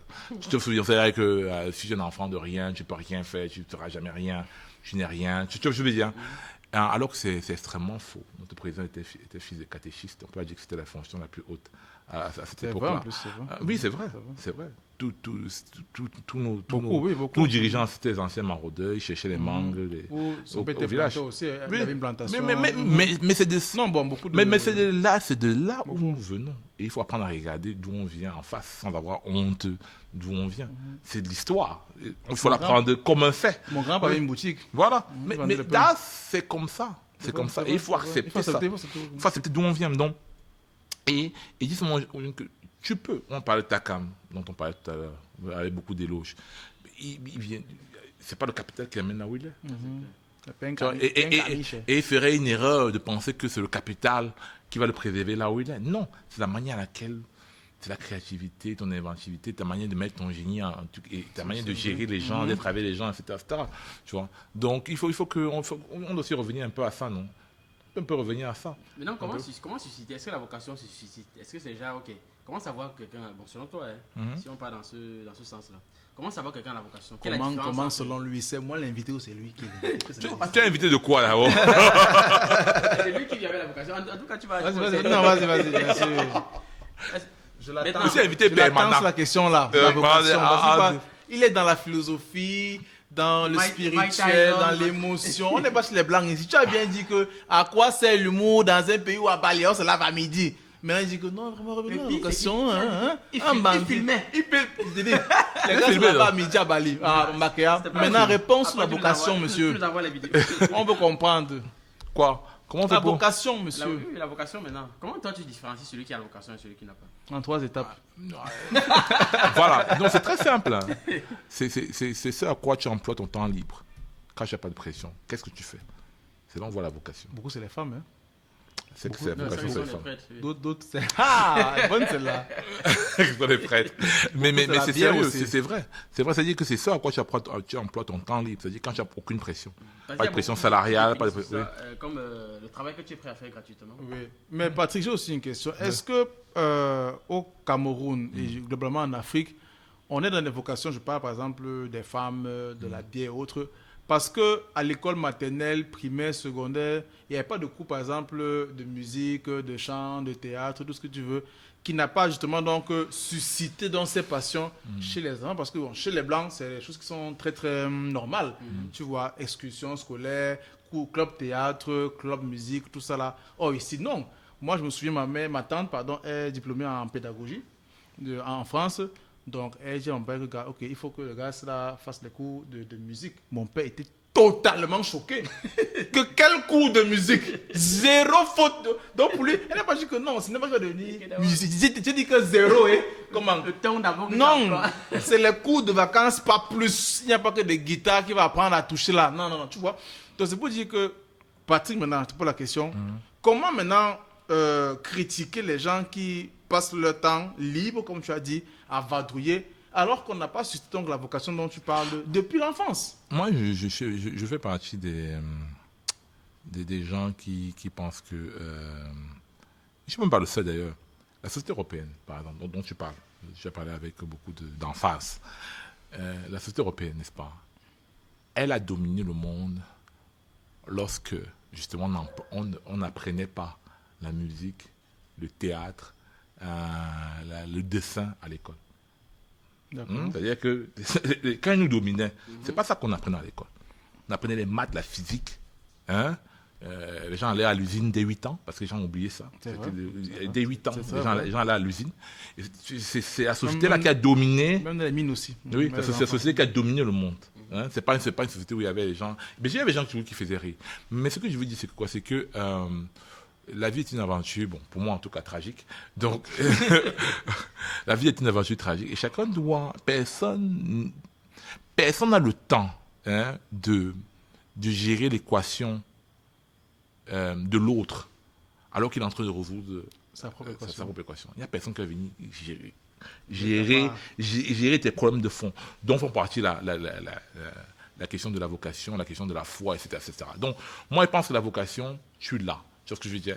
Et pas parce que tu as ta vocation que tu vas forcément vivre de ça. Tu peux avoir une vocation, mais tu deviens par exemple mécène de ce domaine-là. Tu deviens un accompagnateur de ce domaine-là. C'est pas parce, tu vois ce que je veux dire? La vocation, ça ne veut pas forcément dire qu'à la fin de la journée, ce sera toi qui auras le micro devant les gens. Non. Tu peux être un enabler. Tu peux être un gars qui est à côté qui permet. Tu peux être un gars à côté qui facilite. Tu peux être un gars à côté qui donne des... Tu peux être en entreprise, tu donnes des financements pour cet art-là, parce que c'est quelque chose qui te touche. Donc, on a besoin de plusieurs manières d'exprimer la même chose. Tu vois ce que je veux dire? Il n'y a pas seulement une seule manière d'exprimer la même chose. Tu vois ce que je veux dire? C'est fort ça. Très fort, même. Effectivement, c'est comme le professeur Jérémy Ménozé qui était à CTV, tu sais que c'est un nombre de cultures. Voilà. Il a mis en place un nombre de cultures, comme la jeune dans notre partage. Il a mis en place beaucoup de programmes justement pour promouvoir donc l'humour, la musique, le théâtre, beaucoup de théâtre aussi, parce que je crois qu'il était professeur de littérature, un truc comme ça. Sémiologie. Ah, sémiologie, je ne sais pas ce que c'est. Bon, en tout cas, il a écrit beaucoup de livres, des pièces de théâtre et forcément des séries aussi, comme je le sais, comme le Revenant. Bref, il a... C'est lui, sans compter bien sûr la chorale. C'est vraiment quelqu'un qui a beaucoup œuvré pour la, comme tu dis, la culture, sans pour être mieux plan. Voilà. Tu as raison. Mais tu vois, il y a plusieurs manières de porter sa vocation. Tu vois, c'est pas forcément en étant acteur. Oui, ça dit entre guillemets principal, parce que ça dépend des angles. Ça dépend de la caméra qui filme. Si la caméra te filme seul, on va passer chez l'acteur principal. Tu vois ce que je veux dire? Alors que c'est peut-être pas, tu vois, ça dépend de qui finalement qui regarde, tu vois. Donc. Est-ce qu'on va finir sans parler de ton documentaire sur l'humour, Marie? Non, il faut qu'on finisse sans ça. Ok. Et rappelle que tu as fait un magnifique documentaire sur l'humour en 4 phases actuellement. J'ai divisé 2 déjà. Et vraiment, c'est un boulot magnifique parce que les étudiants en art et spectacle, normalement, doivent consulter ça pour faire les thèses. Tu as payé combien? Tu as payé combien pour qu'il parle comme ça? Moi, c'est magnifique, c'est super. Non, il a dit. Waouh! Moi, Ok. Tu vois justement qu'il en parle. Quelle a été, je sais pas. La motivation. Il a payé pour voir ça au moins. Non, c'est en libre accès sur Internet. Alors, c'est tout simplement, Yannick, parce que tu sais que toi et moi, et quand on se voit, on a énormément de discussions sur l'industrie, sur l'humour, tout ça là. Et je me suis rendu compte que peut-être j'étais dans la mauvaise méthode à l'époque, en 2020, quand je commençais à 100% dans l'humour, à vouloir fédérer un peu, que ce soit les artistes, mais aussi le public. Tu vois, me fâcher, que, ouais, pourquoi on regarde ceci, alors que nous on est là, pourquoi, alors que tu sais que tu as presté pour une entreprise à la fête, et puis ils sont tous fâchés parce que alors ils disent, c'est des pointus au Cameroun. Donc j'étais extrêmement frustré depuis 3 ans, bientôt 4, me dire que mais, tu as des pointus dans l'industrie, mais on les invisibilise, et aussi on ne comprend même pas ce qu'ils font. Et pour terminer, on ne sait même pas, en fait, grosso modo, c'est même quoi l'histoire de l'humour camerounais. En tant que grand passionné de documentaire, j'ai dit, ok, bon, pourquoi ne pas mettre tout ça en vidéo? J'ai dit, ok, bon, je me suis assis pendant 4 jours à faire des recherches avec mes propres connaissances. Je me suis rapproché de beaucoup, comme par exemple Harold Ketch, qui m'a beaucoup aidé. Je pense que tu dois le connaître, Harold Ketch. Voilà. Très très cultivé celui-ci. Ah super. Tu as des gens. Harold Ketch m'a beaucoup aidé. Il y a aussi une page Camel Rétro qui a beaucoup d'images de. Il y a aussi une page Camel Rétro qui a beaucoup d'images. De... ambitions politiques. Il y a aussi une page Camel Rétro qui a beaucoup d'images de l'époque, années 60, 70, 50, donc qui me permettait d'illustrer mes propos avec des archives. Donc c'est comme ça que j'ai commencé par la première partie qui a très très très bien marché. J'ai dit ok, je vais en faire donc plus parce qu'en fait je pensais faire tout en un. Avec les non, c'est compliqué, c'est beaucoup de travail. Il faut enregistrer les voix, il faut monter, il faut. Donc c'est ça. Donc ça reste engagé parce que j'ai dit ok, voici les cours de la déchéance, de l'humour, mais d'abord surtout saluer le travail, les sacrifices comme tu disais, des premiers, des pionniers comme Daniel Ndo-Oncle Otama, comme les Massabatré, qui n'ont pas la rayonnance d'un cancan, mais qui ont beaucoup œuvré à leur temps pour que ça fonctionne et pour dire ok, voici en fait d'où nous on vient. On ne vient pas de Jamel, on vient de ces messieurs-là, des papas-là, qui ont vraiment donné toute leur vie dans une dossier, un enfant de théâtre. Il a toute sa vie pour le théâtre. C'est qu'on me permettrait de parler de Jamel à un moment donné. Donc, pour terminer maintenant, je voudrais aussi pouvoir fédérer aussi les humoristes, parce qu'à la fin, pour moi, c'est ça, c'est de dire, ok, pourquoi ça ne marche pas, à mon sens, c'est tout simplement parce que peut-être il y a un problème de manque de vision, de self-esteem des artistes, de travail ensemble, et aussi de sacrifice. Parce que moi, je considère que quand je dis, par exemple, que bon, j'étais comptable avant, je suis pas artiste, c'est pas pour faire sexy sur les réseaux, c'est pour dire que parce que j'y crois, j'ai dit, ok, je me débarrasse de la compta qui me plaisait pas, c'était pas comme si peut-être j'étais heureux, pour me dévouer à l'humour qui, pour moi, peut nourrir son homme. Et je considère que si tu veux en faire un métier, investis-toi, peut-être tu vas avoir aussi un boulot, mais il faut t'investir aussi pour que ça fonctionne. Comme tu l'as dit tout à l'heure, beaucoup l'ont fait, peut-être pas forcément en tant qu'artiste, mais en tant que promoteur. On prend par exemple le cas de Céline Dion. Celui qui fait sa carrière, c'est son mari, il s'appelle, je crois, René Evangélie, c'est pas. Voilà. Donc, il hypothèque sa maison, Yannick, pour sa carrière. Il était quoi, 50 ans, il croit, 16 ans à l'époque. Donc, oui, gars, bon, après. Non, donc, tellement il croit, il hypothèque sa maison pour elle. Voilà. Donc, c'est ça, tu vois. Et, bon, et j'en parle aussi, bon, c'est un dernier problème. Il n'y a pas de salle de spectacle. Malheureusement, actuellement, pour qu'on puisse prester, tu as l'IFC, qui est français. Donc, s'ils disent, ok, bon, maintenant, allez, on fait la boutique, on part, on est mort. Maintenant, qu'on a la maison, heureusement, maintenant qu'on a hommage. Heureusement, mais il nous faut des salles, il nous faut des studios, il nous faut du financement, il faut beaucoup de choses.